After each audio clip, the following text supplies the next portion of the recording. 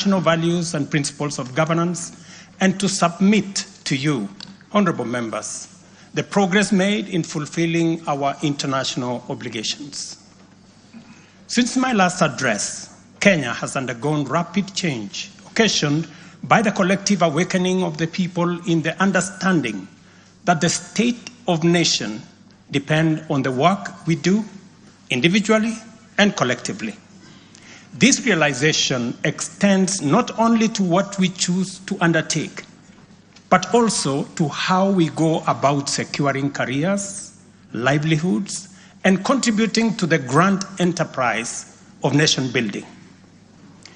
There has never been doubt, and now there is none whatsoever, that Kenya is a land of bold ambition, with our citizens always desiring and insisting on the best possible standards, not only for themselves, but also for their families and for our nation.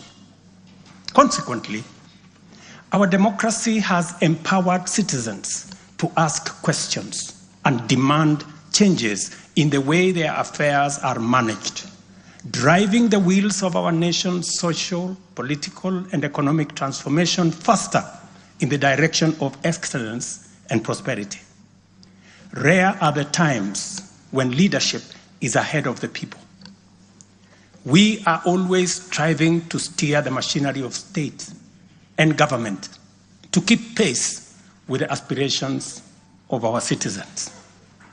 We have learned through the hard as well as the more customary ways that listening is a full-time occupation of leadership, and that all questions asked by the people must be answered thoroughly and in full. We have learned never to take anything for granted and make every effort to call all our people, to carry all our people along with us in the pursuit of our transformation. The context in which I make this national address is not only significantly different from previous occasions, but it is also a singular moment with unique historical implications for us all. It is an opportunity to affirm the principles and values of which our nation stands, review the steps we have taken, the path we have chosen in our journey of national development, and reinforce the commitments we have made to one another and to our beloved nation for the sake of the present and future generations. I do not take this for granted, and with utmost respect and humility before this august assembly of the people's elected representatives, I desire to respond to the most pressing concerns that have been raised by Kenyans of all walks of life in recent months. To my understanding, the concerns and issues voiced by millions of Kenyans about the state of our nation deserve meaningful engagement, thorough understanding, and thoughtful response. There are discussions about whether leaders understand the pain, hardship, and struggles endured by countless citizens every day as they strive to make ends meet, and whether the government is doing anything about it. Similarly, many struggling Kenyans impatiently wonder, when will real money get to their pockets? And when will the jobs promised, which they deserve, become a reality? Additionally, there has been conversations about our education system, particularly the transition to the competence-based curriculum, and whether policies in this sector are working for or against Kenyans. Important questions have also been raised concerning the direction of development in relation to democracy, human rights, and fundamental freedoms, as well as the rule of law, transparency, and accountability.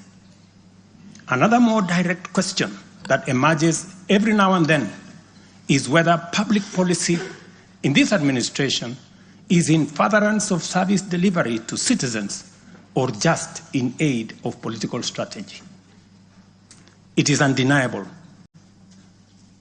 that for many Kenyans, times are hard and the struggle to meet their daily basic needs remains daunting. It is also true that these conditions have persisted for a number of years now, leading to much frustration and anxiety. Although we have gone a long way to mitigate some of these difficulties, much remains to be done, though we have laid a firm foundation for decisive intervention. I believe that it is critical for us to bear in mind that this administration was inaugurated at an extremely difficult time, characterized by domestic challenges, compounded by regional and global security, geopolitical, financial, as well as climate dynamics. As a result, in 2022, the country's total debt burden was not only immense, but it was also stacked up in the most burdensome manner, leaving very little room for investments in public service or development of critical infrastructure. The prices of basic food commodities soared as a result of a combination of prolonged drought, declining local productivity due to inadequate support, and disruptions in the global supply chain caused by the war in Europe. Kenya faced a crossroads of extremely difficult choices, where defaulting on our obligations would have significantly worsened an already perilous situation, and more borrowing was not an option. It was therefore essential for us to drastically reduce expenditure, mobilize as much as possible resources domestically, and curtail waste. As I informed the nation then, matters were going to get more difficult before they could get better. And we all had to tighten our belts and work hard under very unforgiving conditions.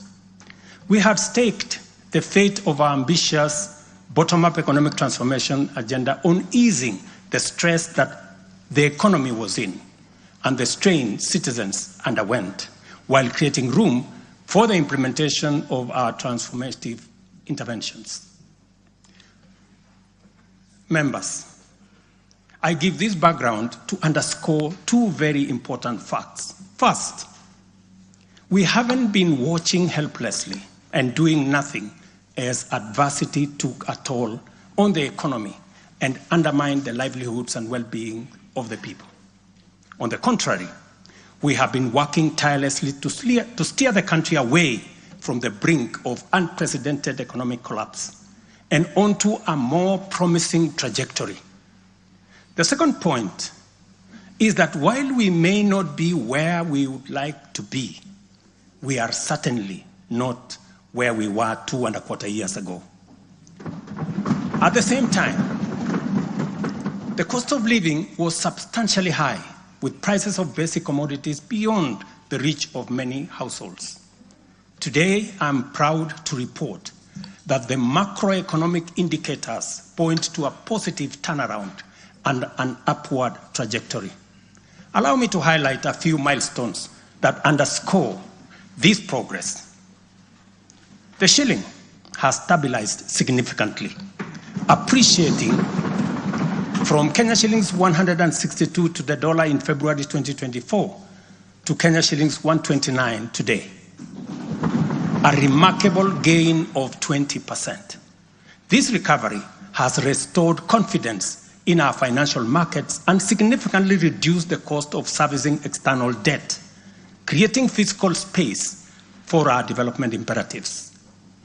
Inflation has declined dramatically from 9.6% in September 2022 to 2.7% in October this year, the lowest rate in 17 years.